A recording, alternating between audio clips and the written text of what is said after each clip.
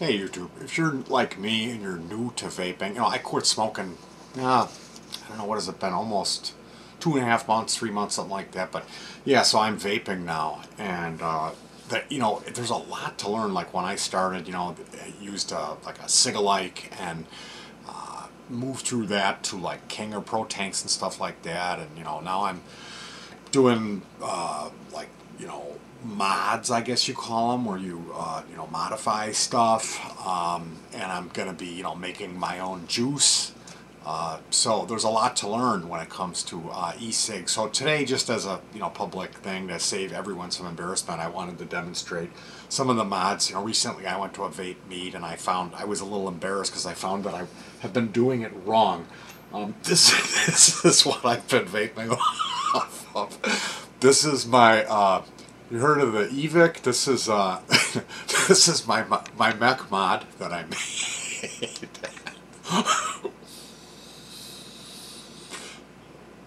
As you can see, it hits hard. But yeah, this is running sub ohms. I'm 364 ohms on this one here, and as you can see, yeah, it's an e-spin, a spinner. Thanks to Victor from ISK Technology. Now another, this is, yeah, it's toppling over. Now, fans of portability on the go, that might be a little bit intrusive, like in the car.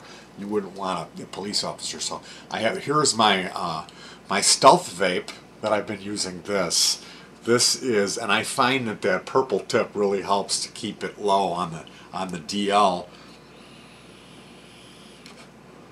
And this is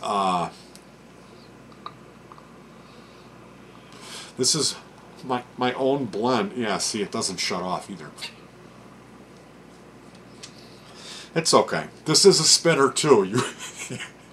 It doesn't shut off, so you have to literally disconnect it. But this is my own special mix of juice that I just whipped up. This is a Kanger here that I've got here. This is a semi-pro tank.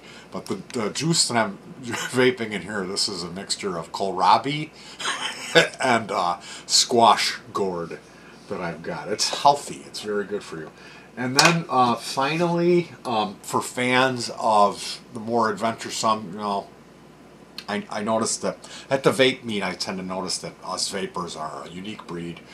There's a lot of more modern, hip type people. I don't want to say hipsters, but, and how we all love magic. A little bit of magic can brighten your day. So Harry Potter and the Sorcerer's Vape. This is, and it's festive because at Christmas time, you can go ahead and get my red. I'm all out of red tips, but here, this pink one's going to have to work in a hurry. So I don't know if you can see that. If the color, here, I'm going to do that. All the vapors do that for their close-ups. But yeah, this is Harry Potter and the vape of stone. What I deem you of full-blown faggotry. You may now join our club after you vape the sauce.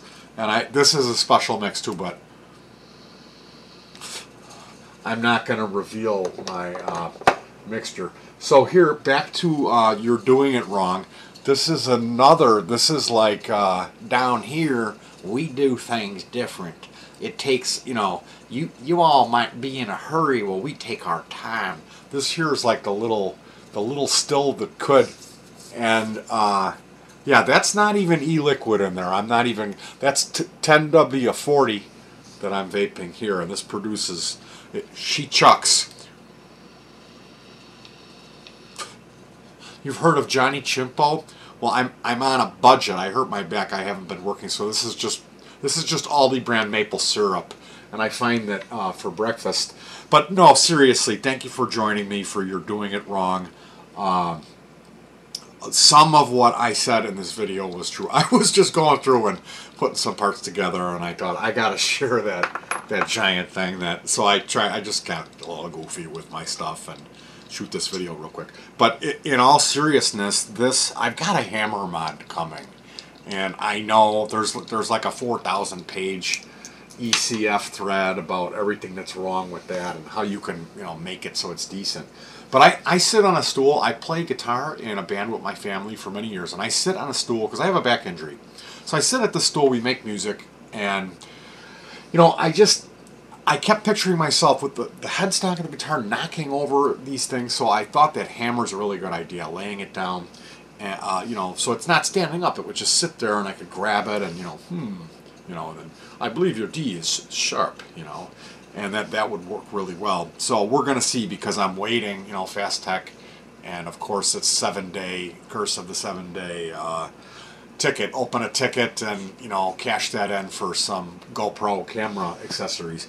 But this is what I wanted to talk to you about, actually. This thing here, it's a decorative stand, Fast Tech. I suppose I could get you the model number and put that in the description. But anyway, this decorative stand, I absolutely love this. I'm using an old Eagle battery, which I've got, you know, I think I have a half a dozen of these from when I first started. Like, I kind of went through a lot of stuff quickly. I started with the Sig-alike, and then the, you know, CE4s and Pro Tank, and I'm up to, like, you know, I got one of these things, 50. Second one, the first one turned itself up to 50 watts. Every other time I used it, it was like, oh, that'll burn your coil out and scorch your throat. But I got that warrantied out. So, yeah, let me show you this build here real quick. Yeah, I'm going to have to disassemble some stuff for this. But this has been, like, what I've really been enjoying using. It is a little bit different than a normal device. But I find ergonomically that it's very elegant. I like the way it feels in my hand.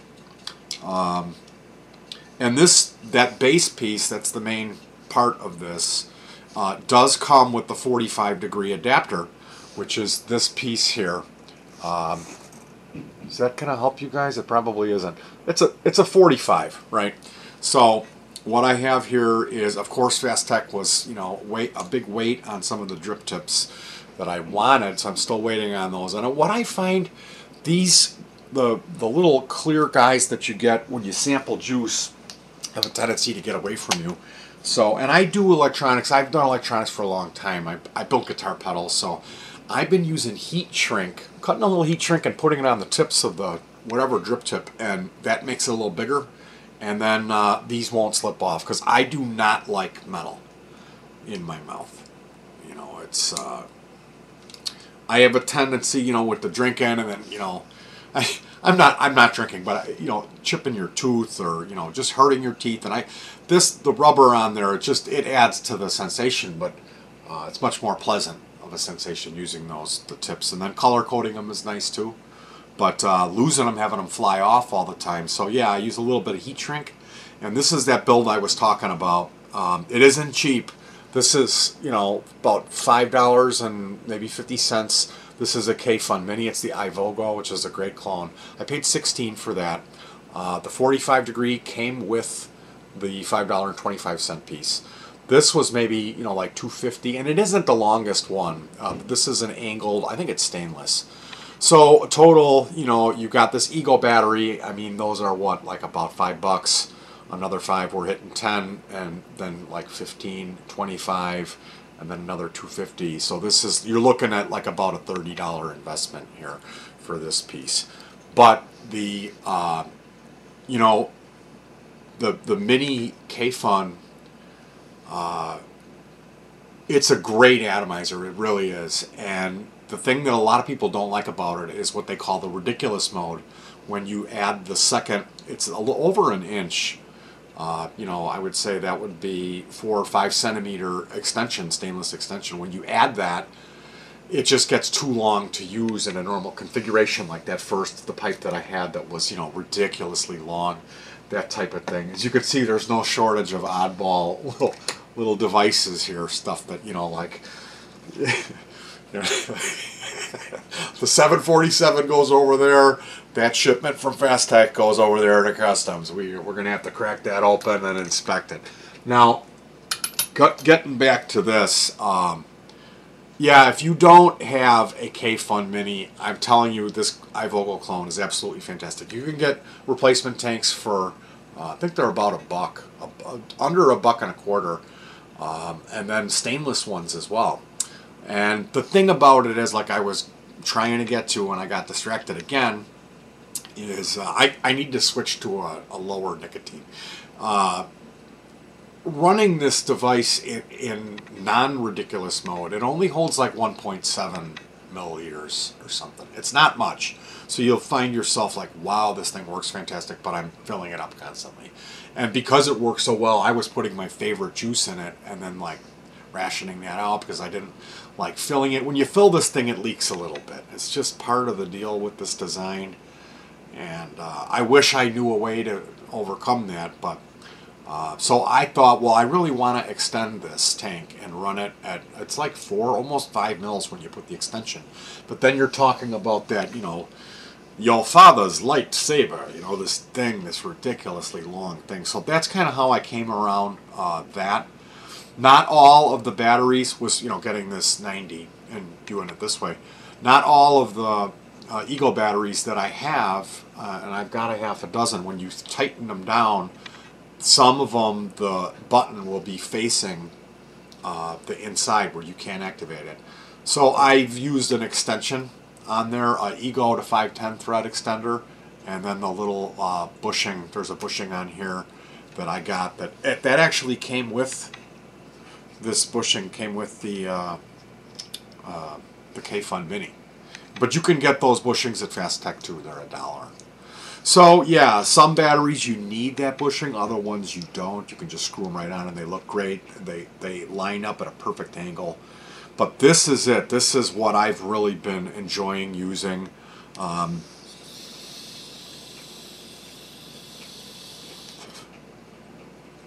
You know, I mean, it looks a little funky, but for some reason this is like my all-time favorite. And as you saw earlier in the video, I put a pro tank on it. I've got the air valve on here, anything to raise it up. So I think I might even actually be getting some more of these because I enjoy them so much. So, well, thank you very much, and peace. Take care.